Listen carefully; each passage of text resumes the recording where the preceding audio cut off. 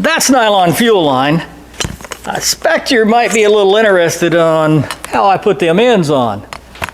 Let me show you.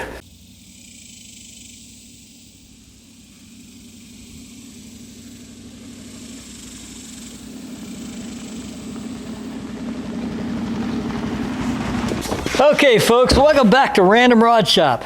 Today we're gonna see if we can put a fuel tank in this 1970 International that we got sitting on a 2002 Tahoe chassis. The stock fuel tank seemed to got in the way of the cab mount and the bed mount. And when I tried to mush it around, yeah, that didn't turn out too well. So I've got a, let's see what this is. It's like a 2000 Jeep Grand Cherokee fuel tank. And we're gonna see if this is gonna fit into the hole that we got underneath the back of the bed there. I've already measured the frame rails. The frame rails are about 42 inches outside to outside. Inside is about 37 inches. So if I pull a tape on this, yeah, we got like 34, 35 inches. So this should go up underneath the bed or between the frame rails. And yeah, it's about 42 inches. The problem that I can see at this point is I need this sucked up under the bed. Now, I crawled under it and I did a little bit of measuring, and it looks like the bottom of the frame rail is about 1.5 inches lower than the seam on this tank. Let's see if that's going to set up there. Yeah, there we go. So from this seam right here, the bottom of the frame rail is about 1.5 inches, which is about right there. I'm going to get a marker on this.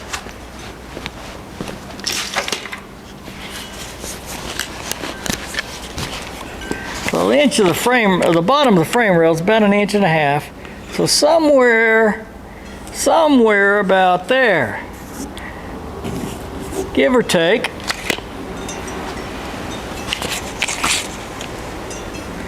Well, that wasn't a very good line. It needs to be lower. Somewhere about right there. Yeah, that's better. Okay, so let me set this in here and let's see if we can sort of scope out where that's at.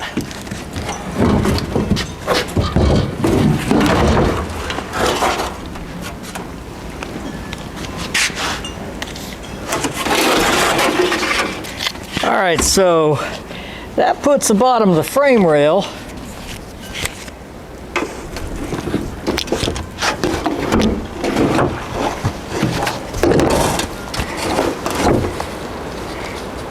somewhere about right there.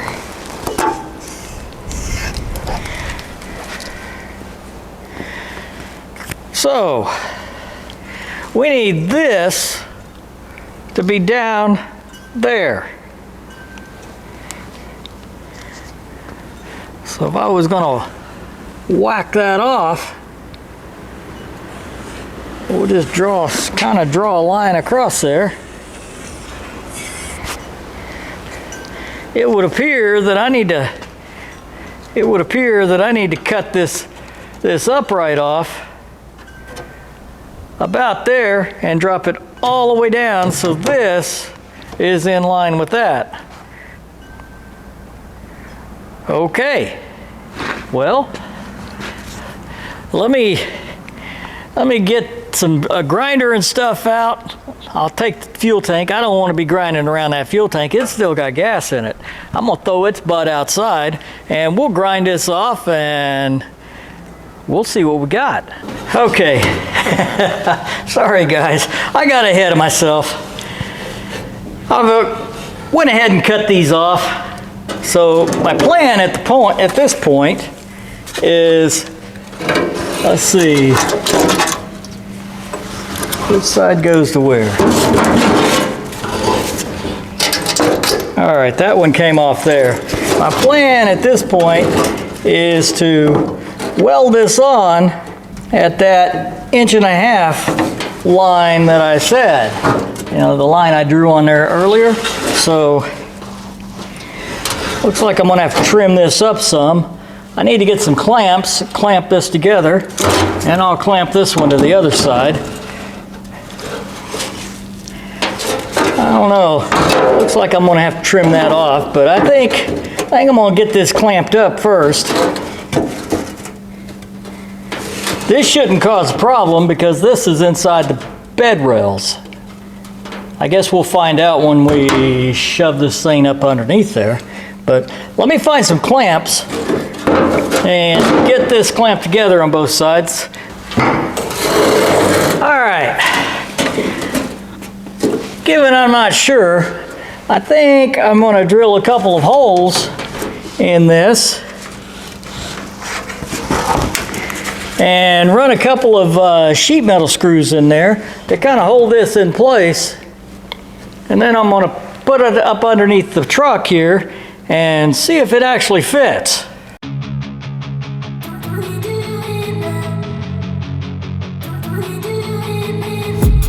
I've been dreaming on in my head like I've seen it. A life worth living is a life with meaning. I'll do what I love till my heart stops beating. I'm feeding this demon. Got a taste, can't erase bitterness in my face. Work a job every day till your dreams fade away. Like a card, never change, play the game that we say. I need a break. I'm staying strong, need to move on to be what I want. I'll keep dreaming on. I'm staying strong, need to move on to be what I want. I'll keep dreaming on.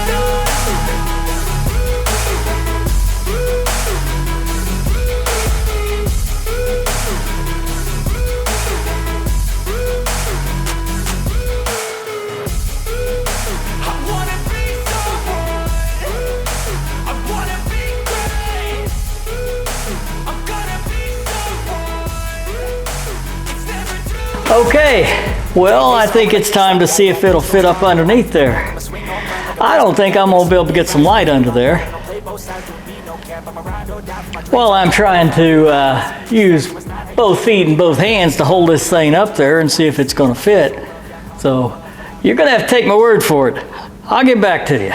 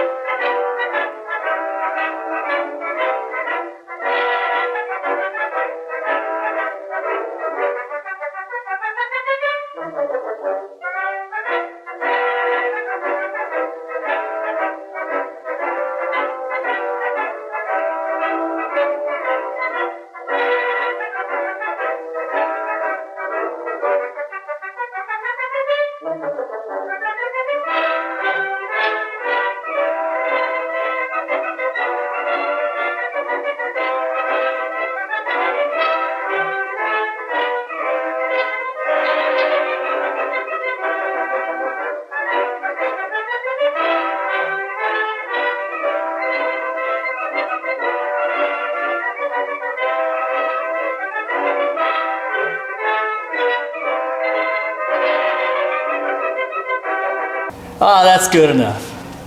We'll put a little bit of paint on it in the end. But for right now, I think it's, let me go over and kind of catch you up to where we're at or how we got to this point.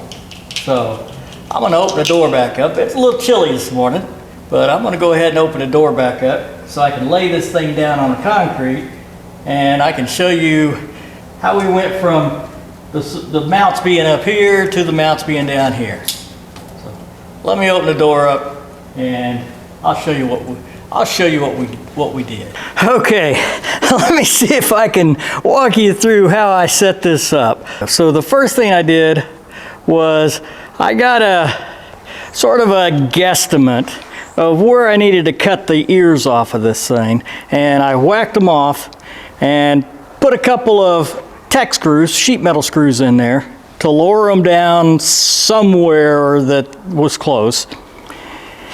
Then I put the gas tank in there, you know, flipped it over, set it up under the truck, and, you know, with knees, feet, hands, head, held it up there long enough for me to get some clamps on there so that I could get some measurements to where this thing really needed to set. Okay, that was a long process, but we got it figured out. While I had it clamped up there, I took a relative measurement, best I could, of where those ears needed to be relative to where they were screwed together, right? Remember, I had a couple tech screws in that I just had to, I'd cut the ears off and then I'd moved them up and screwed them back together. So that was really the key measurement to the whole thing. I needed some sort of baseline to figure out where those ears need to be. So in my mind, I thought, okay, that's the way to do it. I just randomly put them on, and then after I had the tank up there, I figured out where they needed to be relative to where I had screwed them on. So with that measurement, I then took the tank down, set it on 2 2x4s, because those flanges are flat on front and back. So that sort of sets the tank kind of horizontal, if you will. Sets the assembly horizontal. Then I figured out that I needed 2 3/4. That flange needed to be 2 3/4 off the concrete. So that flange needed to be 2 3/4 inches off the concrete. So I went and found some wood, and there's some 1/8 inch plate between the wood and the flange to give me 2 3/4 inches. As it turns out, that was kind of all of that was kind of the easy part, because before it was all done, I think I had 3.5 hours into welding these ears onto the sides. It's not really, you know, you got the ribs in there. I could weld the ribs, but that left the ends open. So you can see I made a support on the front and the support on the back so I could pick up the front and back pieces of the tank mount. So I think I covered it all. Put the tank in there in the basket, figured out where I needed to move those ears to make everything fit relative to where I just randomly screwed the ears on the side of the tank. And if you go back earlier in the video, you can see those ears extended well above the, in this case, the bottom side. But when you flip this over the right way, those ears extended well above the basket. So I had to cut those off, and I just randomly positioned them. Anyway, I think this thing is close. I hit it with a wire brush. I'm gonna go ahead and squirt a little bit of paint on this thing. So the next piece, Fred, you're blocking my sunlight, buddy. You gonna move? You don't really care, do you? All right. Well, let me go. Come on now, get out of the way. Over here. There you go. All right. So the next piece is I need to weld some nuts in on the frame so that I can put bolts in to hold this cage and the tank assembly up. So I'm gonna paint this, let that dry. I'm gonna go hunt down some nuts and bolts. These were metric, and I don't think I have any metric nuts as big as these bolts were that came off this Jeep. So I'm gonna go hunt down some bolts, hunt down some nuts. Hopefully in that time the paint's gonna dry. I can throw the tank in there and put it up there and at least, you know, mark the holes so I can drill the holes out. Okay, so let me get all that done. It's been a long day, folks. Lots of things going on, but I think I managed to figure out how to mount this fuel tank in there. So what I got here, all I had was tread plate. So I whacked out a piece of tread plate, welded some bolts in it. These are actually gonna go into the Tahoe frame. In case you didn't know, the Tahoe frame is a box frame. You know, I'm used to working on old trucks and they're a C-frame, but the Tahoe frame is a box frame. I now understand why the folks up north are not extremely happy about, you know, Tahoes and Yukons and things. This frame is full of mud. It's got holes all in it. There's no holes on the bottom to get for the stuff to come out, and so it just packs up mud. So I can only imagine up north where there's salt and stuff, it just sets in these frame rails and rusts them out. Anyway, so the way this works, this slides into the frame rail, and I've got holes drilled in the frame rail. So that comes out, which would be on the top side of this. So this will sandwich to the bottom side of the frame rail on this side. It'll go through there, and then I've got a stiffener plate here that goes on it, and then we're just going to bolt it in. I think that ought to hold it.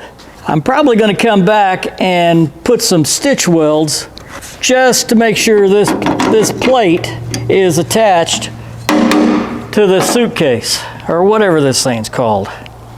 So, I'm going to give you your fun for today. So I'm going to turn the camera around and see if I can get a light set up under there, and you can watch me, you know, hands, knees, elbows, head, try to put this tank back up underneath there.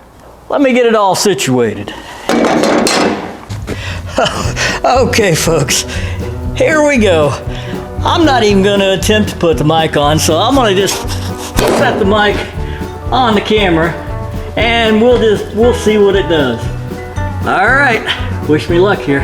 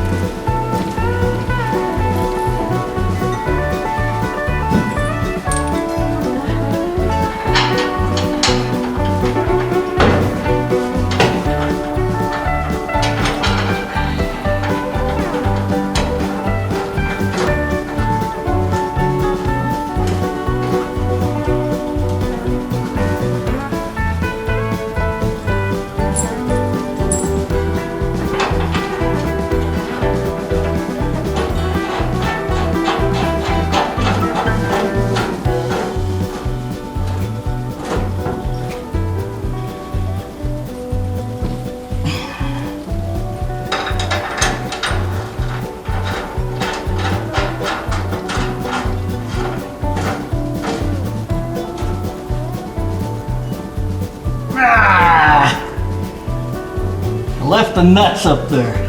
Dadgummit.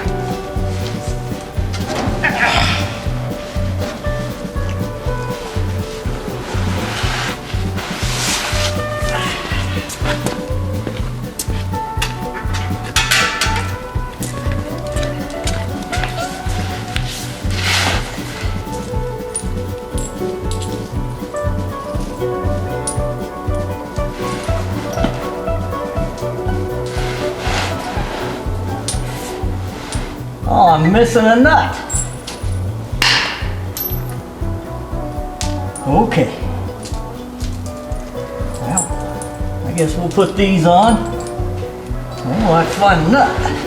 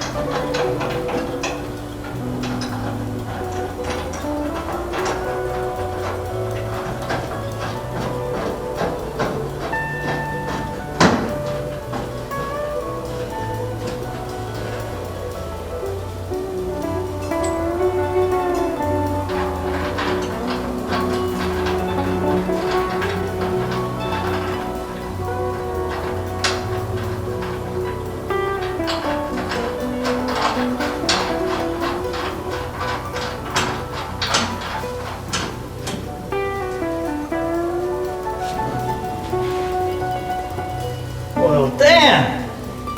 That was easier than I thought it was gonna be.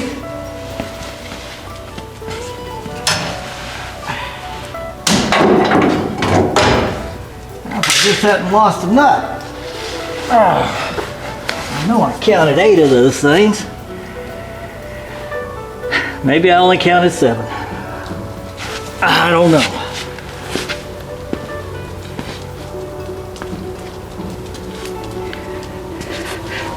Well, it wasn't in my bucket, so I must have only counted 7. Meant to count 8. Okay. Well, let me go get a wrench, and I'm gonna find another nut. Now, tighten it up. And then we're gonna have a look at the fuel lines. Let me get back to you. Okay, folks. Man, the parts has been a pain in the butt. I am still waiting on some fittings for the push locks for 5/16 hose. They were supposed to be here 4 days ago. Amazon says they'll be here. They'll be here. Anyway, while we're waiting on that, I need to bend some of the nylon fuel hose, and we obviously are going to have to put the push lock fittings on the nylon fuel hose. So I thought I would show you kind of the way I go about it. So I've got a piece of 4 gauge copper wire shoved inside this, what is this? This is 5/16 fuel hose, nylon fuel hose. And I'm gonna just stick it in the vise here. Now, ostensibly, what you really need to do is you need to get the nylon up to, for lack of a better word, molding temperature. I see a lot of forums and a lot of people say, well, you bend it, you put it in boiling water. 212 degrees isn't enough. You need somewhere around that 250, 270 range. The melting point on the nylon, I think, is about 340, 370 degrees Fahrenheit, and I'm talking Fahrenheit. If any of you folks are working in Celsius, I apologize. 250, 275, give or take, for the forming, it's not melting, forming, molding temperature. I'm not sure what it's called. Melt temperature is 340, 370 degrees Fahrenheit, I think anyway. So I've got a Kizzen temperature gun. I couldn't find my Harbor Freight one. I ordered this one off Amazon. Near as I can tell, they're all the same. They're like, 15, 17 bucks, whatever it is. So I'm gonna get my heat gun out, and you can see I've got this bent in a pretty good radius here. Now, if you want to bend this in a tighter radius, this ain't gonna work. You really are gonna need a mandrel type. I forget the bend radius on this plastic. It's like 1.5 inch bend radius, which would be a 3-inch diameter circle. If you want tighter than that, you're gonna have to get a wire that fits pretty close to this. Now, the downside to this is you can't heat this whole thing up. There's just out in the middle of nowhere on the shop, you're not going to heat this all up. The thermal conductivity of this copper wire is enough that it'll cool this hose down. So you got to heat in small areas and quench it, and then heat and quench it. I got a wet rag there. I think most manufacturing, they just blow air on it, right? They bring it up to the molding temperature, put it through their CNC tubing bender, and they push it out, bend it, hold it, blow air on it, quench it, and then shoot some more out, bend it, hold it, put some air on it. I think that's the way it works anyway. Anyway, let me heat this up, and I'm gonna try to get it up to that 250. Now, the interesting thing is that there seems to be a short window in terms of where you got it hot enough and you got it too hot. I haven't quite figured that out, but boy, it heats up, and once you hit that point, it doesn't take much more heat at all to actually get it up enough to start bubbling the nylon. Then you're kind of toast. You got to start over. So let me heat this up, and let me see what we can do with this. I'm gonna heat this area up, here and then here. I don't know if I'm gonna go the trouble to go all the way around at this point. Let me get it.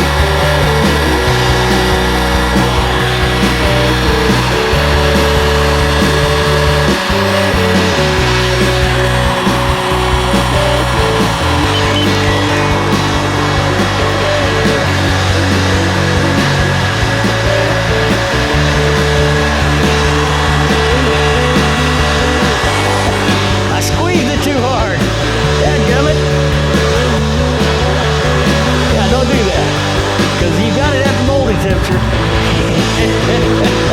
What? Oh, dadgummit.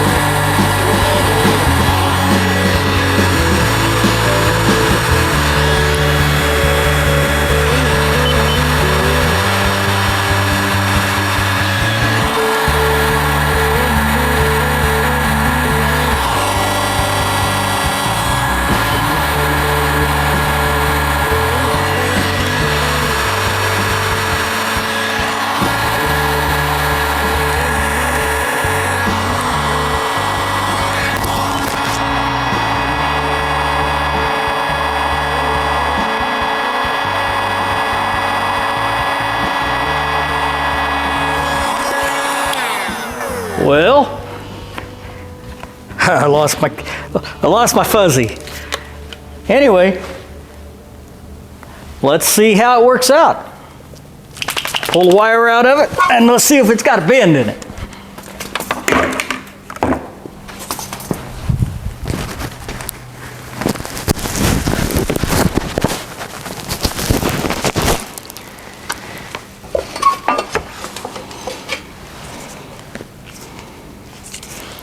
And you don't have to worry about straightening it out.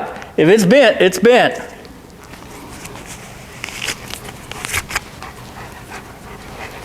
Whoa, what do you think? I think that'd work. So if you think about it, you can actually do this underneath the truck. Obviously, you don't really want fuel running around, but you could run your piece of copper wire through the thing, kind of put it under there and, you know, mold your copper, heat it up, take it out, drag the copper out of it, and it's not factory, but it might get you out of a bind. So, these are the ends I need. I need the 5/16 nylon tube to go on 5/16 steel line. So, kind of hung up on that right now. However, let me show you how to put these ends on. I don't actually have any, they're too hard to get off to put an end on this, so I'm only going to put an end on something I'm going to use. But let me show you, I got the 3/8 done.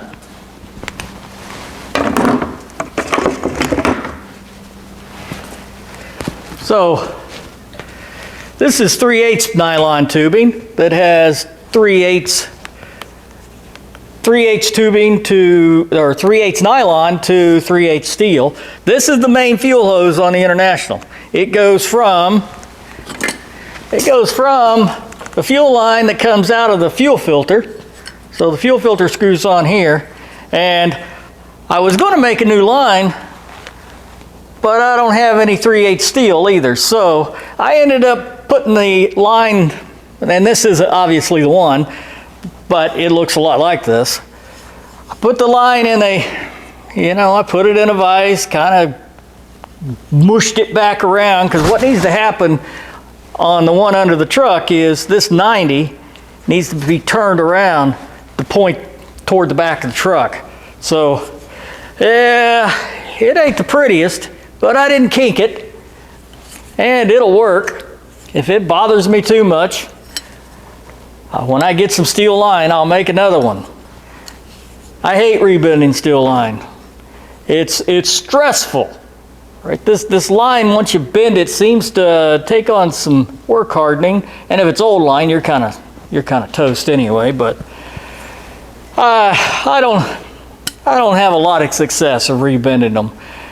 But apparently the 2002 is new enough, if new is the right word, that the lines didn't crack. So I think it'll work. This, what did I do? Oh, got it in my arm here. So the nylon tube I made goes in there. Now, I don't have the locks in here. That's because kind of a pain. Right, I mean, technically, let me grab one and show you.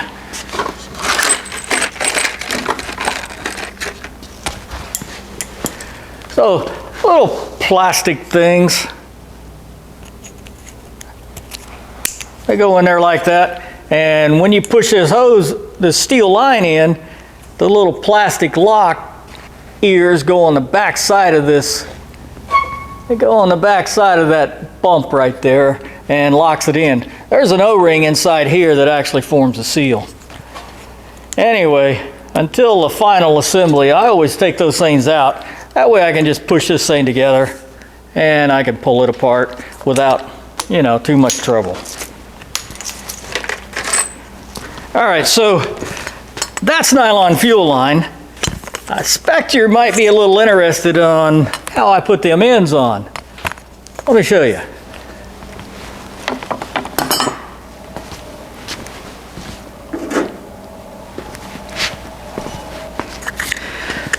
So I've got two pieces of, well, it was one 1x2 piece of oak. This one I made to do 3/8 line. This one I made to do 5/16 line.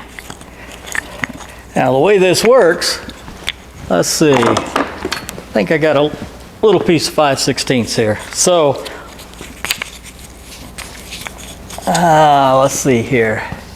Yeah, you can see that. So I've got two diameter grooves in, or I basically drilled through twice. The first time I drilled through, since this is 5/16 hose, I drilled through with a 5/16. Remember, tubing is outside diameter, pipe is inside diameter. So 5/16 tubing, 5/16 on the outside. The top is actually the expand, once the fitting's on, what's the diameter of that piece? Let me see here. So if you look at this 3/8, this is 3/8 tubing, this is 3/8. This is where it gets expanded over the fitting. Now, on a 3/8, the first hole's a 3/8, the second hole is a 1/2 inch. I thought that was kind of nice that it worked out that way. On a 5/16, first hole is 5/16. The second hole is a 7/16. Now, I haven't built a 5/16 yet, so I'm just hoping that 7/16 is right. And there's I can measure it was right. The 1/2 inch one worked great on.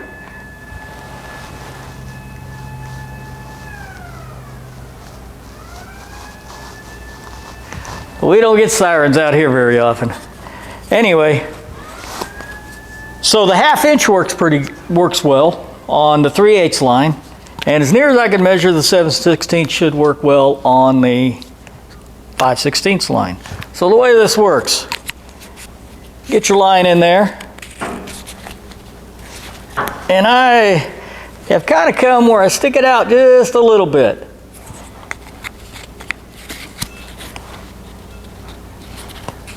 Well, that's a little too much. Something like that. All right, clamp that in the vise.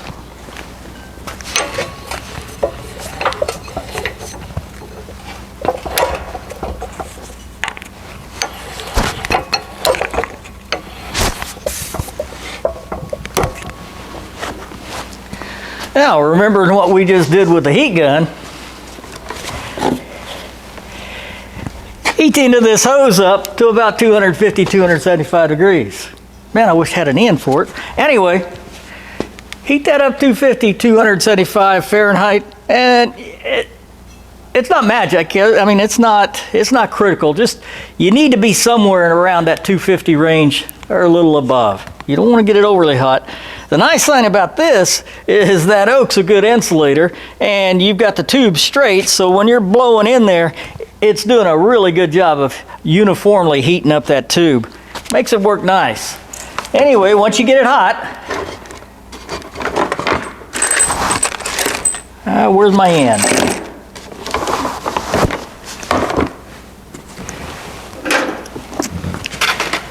Oh, I kicked the camera. There we go, I think. Yeah. Once you get it hot, these things go in pretty well. That molding temperature is soft enough that, you know, I've tried to put these things on when the line is cold and they are a bear. I've tried to heat them up with, you know, just warming them up a little bit. Yeah, still a bear. You get it up to temperature, and it don't actually take a whole lot to push that in. Now, what I have discovered is that last little 1/16 of an inch, I basically put a block of wood on there and just tap it. Don't hit it, just tap it a couple times, and it'll seat that nylon tube right up against the fitting. Anyway, I wish I had the 5/16, we'd do another one. But when I get them, we'll do it. Easy to make. I used a set of Harbor Freight drill bits. There's no magic drill sizes. The 1/2 inch is, like I said, 3/8 and half. The 3/8 tube is a 3/8 drill bit and a 1/2 inch drill bit. In terms of how deep,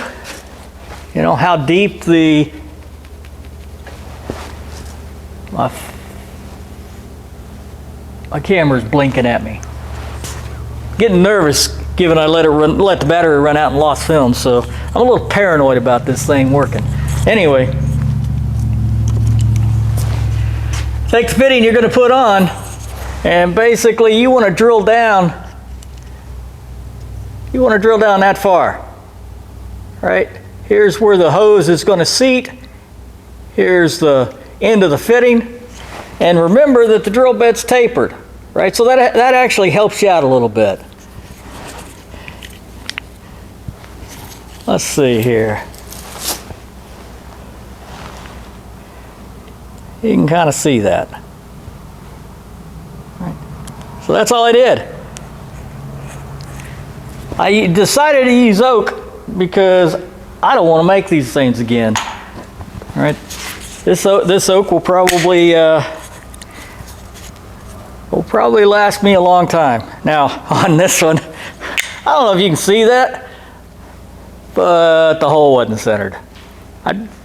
It was okay on top, wasn't necessarily centered. You know what? The tube doesn't care. The goal is just hold the tube. It works fine. All right, let me get flipped around. I guess we're gonna talk about brakes, because I think I'm kind of at a standstill on the fuel line, unless Amazon decides to bring me a couple of fittings today, because pretty much we got the fuel tank in, I got the steel lines coming from the Tahoe. All I need to do is put 2 nylon hoses between the steel lines and the tank.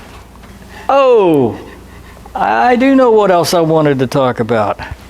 All right, so in the midst of this whole, putting a fuel tank in this, it occurred to me that the fuel gauge probably isn't going to work in the International, given that I've got a 2000 Grand Cherokee fuel sender in it. So I went looking, and I think I don't know, where's my multimeter at?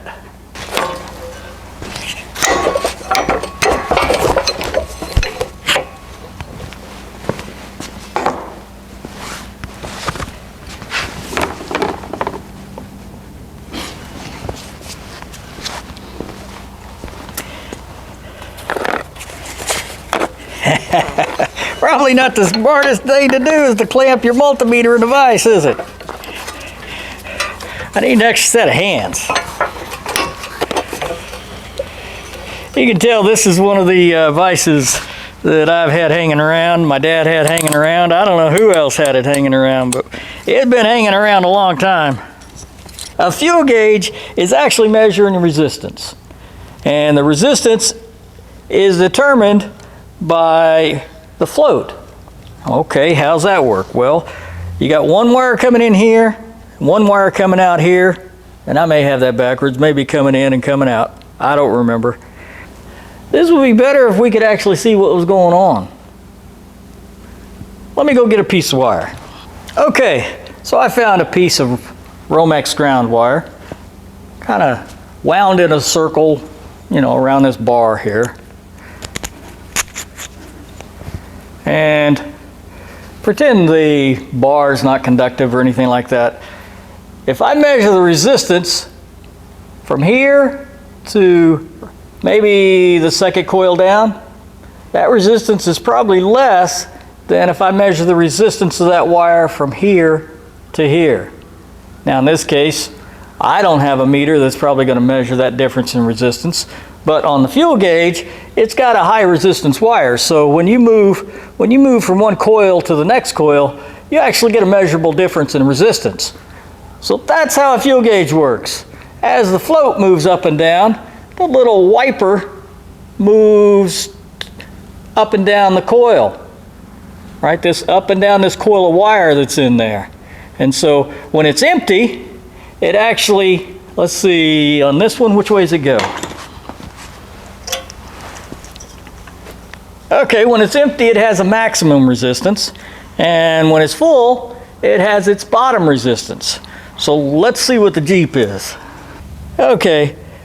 All the way down, that's 270 ohms.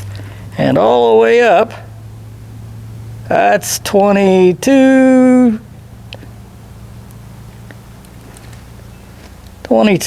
So the range on the Jeep is about 20 to 270 ohms. So when it's empty, it's reading 270 ohms. When it's full, it's reading about 20 ohms. The International, it runs, you know, I forgot. It's like 10 to 72 or something like that. 10 ohms to 72 ohms. So I think it's 72. Either way, this fuel sender isn't going to operate the International gauge. So what I did was I just took the potentiometer off the International fuel pickup and I mounted it on the Jeep fuel pump assembly. All you need to do to make your fuel gauge work, no matter what you're doing, you just need to match up your fuel sender with your gauge. Doesn't matter if you're swapping, you know, Toyota to Ford or Chevy to Dodge. Just look it up. Just match the fuel sender, because that's all it is, right? That's all there is to it. And they all swing the same way as far as I know. I don't think any of them swing backwards, but if they do, you can actually flip the thing around and make it go the other way, all right? So that's really all there is to making your fuel gauge work. Even on these newer pumps, they got all these wires going in. There's only 2 wires going to this thing. It's a ground circuit wire, and it's just reading the resistance of that wire. So if you're doing the swapping, don't get wound up about the fuel sender. Just stay focused on finding the sender that goes with your vehicle. That way you can just steal this piece off.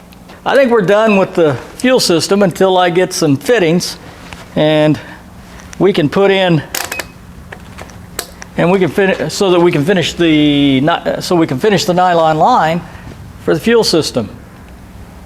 My hot wire is already pointed back this way. So that's not going to be a big deal to hook up the hot wire to the LS computer, and it'll be all happy. Man, there's lots of traffic out here, which is unusual for this part. Okay, let's move to the brake system.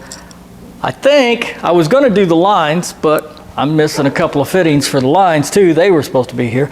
I think what we're going to do is we're going to work on the Hydroboost plumbing and see if we can get that all hooked up. Okay, let me get set up. Probably going to push the pickup back so we'll be working up front. So give me a bit.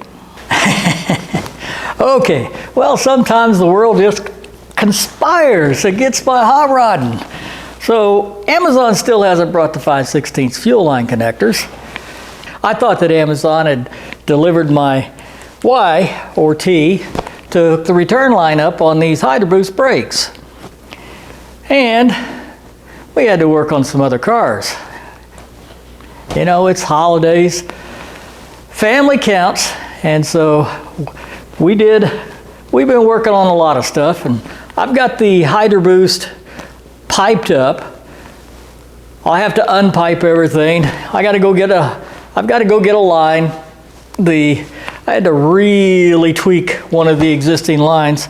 I thought sure that the Hydroboost lines are going to be the same on this and the one I took it off of, but apparently they're not. So going to have to find another high pressure line. I want to take you off the camera and I'm going to walk through how a Hydroboost is plumbed.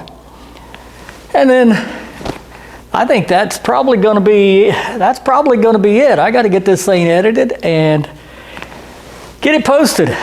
So let me take you off the camera.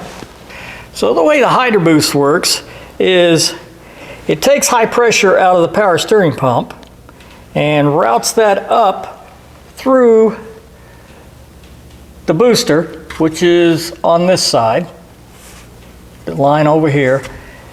It exits here, still high pressure, routes it down to the steering box.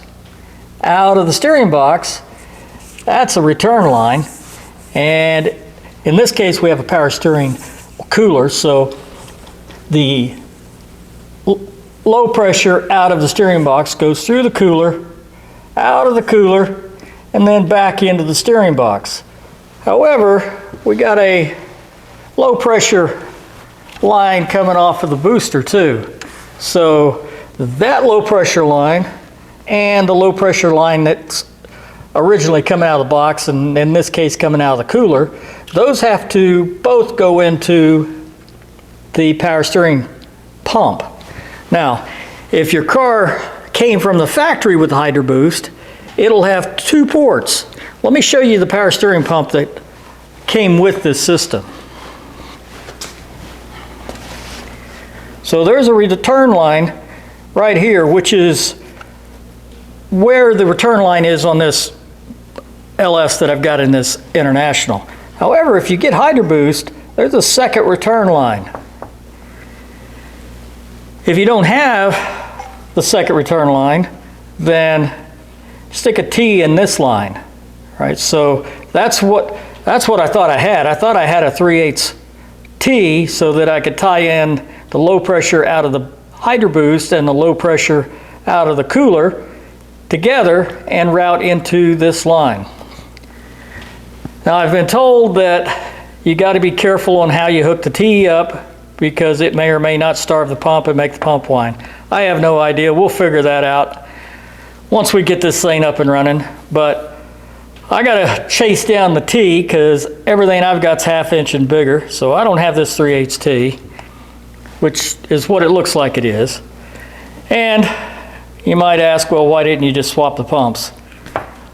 Just didn't feel like it. Got to pull the radiator back out. You got to pull this pulley off, get the pump out. Given, the situation on the truck here, it ain't that big a deal, but I'm like, well, we can do that later if that's what we need to do. So I'm going to put a Y on the return line. Still waiting on Amazon on my 5/16 push lock fittings. I think we're going to call this a day. I appreciate you guys watching. Please subscribe, like, comment, hit the notifications bell, do all that good stuff. And until next time, when hopefully we're going to finish up the brake lines and we're going to finish up the fuel lines. I'm going to do a couple of rounds on this to make sure I got the stinking parts this time. Okay, till next time.